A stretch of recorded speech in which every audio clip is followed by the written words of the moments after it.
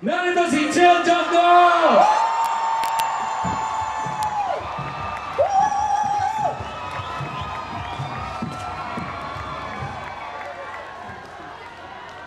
Maraming utang itong pamahalaan ito at yung nakaraang administrasyon. May utang sila, nasalain sa atin. BBM, nasaan ang salain mo? Sara, nasaan ang salain mo?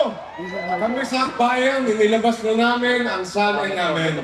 May utang kayo at babayaran ninyo yan. May utang din sila sa pananagutan. Ang dami-dami nilang pinatay ng war on drugs ni Duterte. May utang kayo na hustisya sa lahat ng biktima ng war on drugs. At meron pa kayong utang sa lahat ng kinurakot nyo nung kayo ang nakaupo sa Malacanang. Ito naman kampo ni BBM.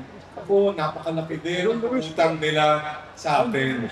Ghost project, substandard project, kung ano-anong klase project na puro korupsyon na lang.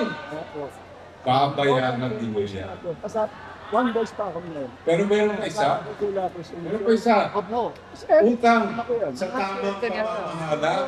Pero alam niyo mga kasama, palagay ko, hindi nila kaya bayaran yan eh. Kasi hindi naman sila marunong mag-good governance. Kaya tayo na sa 2028 ang magpapalit sa kanila. Tama ba? Marami pang utang itong administrasyon ito. May utang sila. Open buy camp. Kaya nga nangyari yung mga insertion na yan. Dahil sinitrend nila ang buy camp ng last budget. May utang sila sa Independent Commission na dapat lagyan pa natin ng ngipin sa pamamagitan ng isang batas. At ito, napakalaki yung utang nila.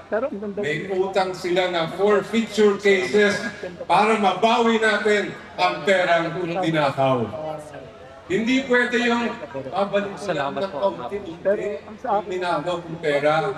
Ang kailangan maramdaman nila yung kamay na bakal ng ating batas.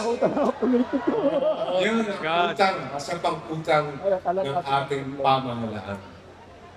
At pinakamalaki sigurong utang ito, yung utang nila sa anti-political dynasty bill. Oo nga. Papayag ba tayo na hindi may sasabatas yan? Oo. Sisigilin! At sisigilin natin yung mga yan hanggang bayaran nila ang utang nila sa sambayan ng Pilipino. Maraming salamat po.